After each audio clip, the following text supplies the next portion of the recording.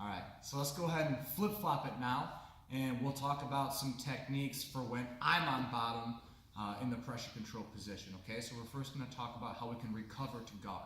So we'll flip-flop it, we'll flippy-floppy here.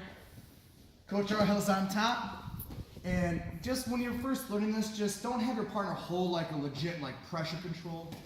Just have him be on his knees, his or her knees. That way you can get good practice with it, okay? So this is what it looks like first. And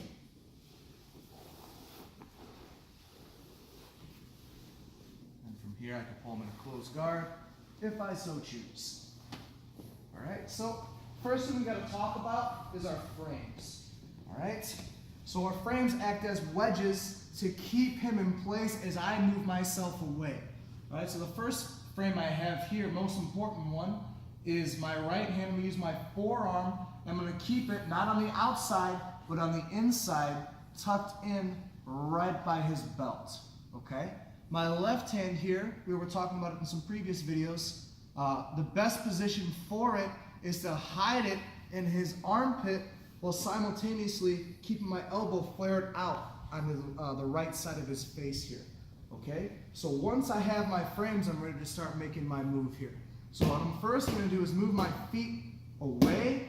I'm going to bridge, and look how I use my elbow to turn his face as I bridge, and then I can go ahead and hip escape away. As soon as I hip escape, I actually want to start arching my back in order to use my right hand to block. Okay, you could use both hands if you want. As you get to higher levels, you'll realize that it's a better way just to keep your right hand on the frame here, or on the arm to frame here. So we'll just talk both hands on the frames, or both hands framing on his arm for now. Once I get here, I might have to do a little bit more of the hip escape in order to get what we call the safety position, where I'm bringing my right knee all the way to my right elbow here, okay? And once I'm here, I'm gonna do what's called posting the flag and get my top knee coming to the inside, pushing him away like a shield.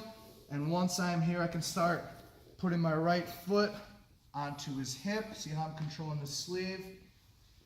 And then I can go ahead and pull him back into the closed guard, okay? So a few things to remember is I have to be sure that I bridge, I hip escape. Do not forget to block here, okay? Because if I forget to block, it's really easy for him to just get his head control and turn my head the other way, and I have to start all over again.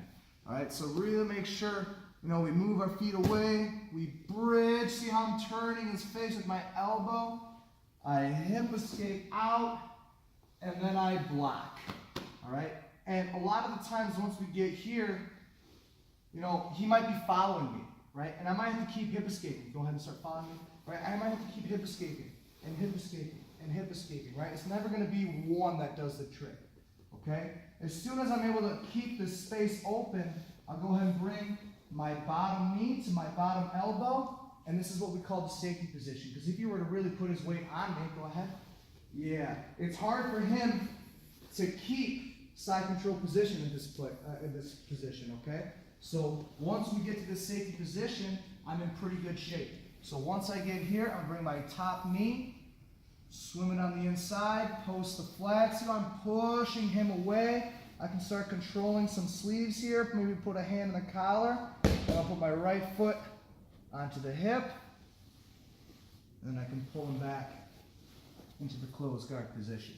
All right, so this is side control escapes. Where are you? 101, starting with the recover to guard.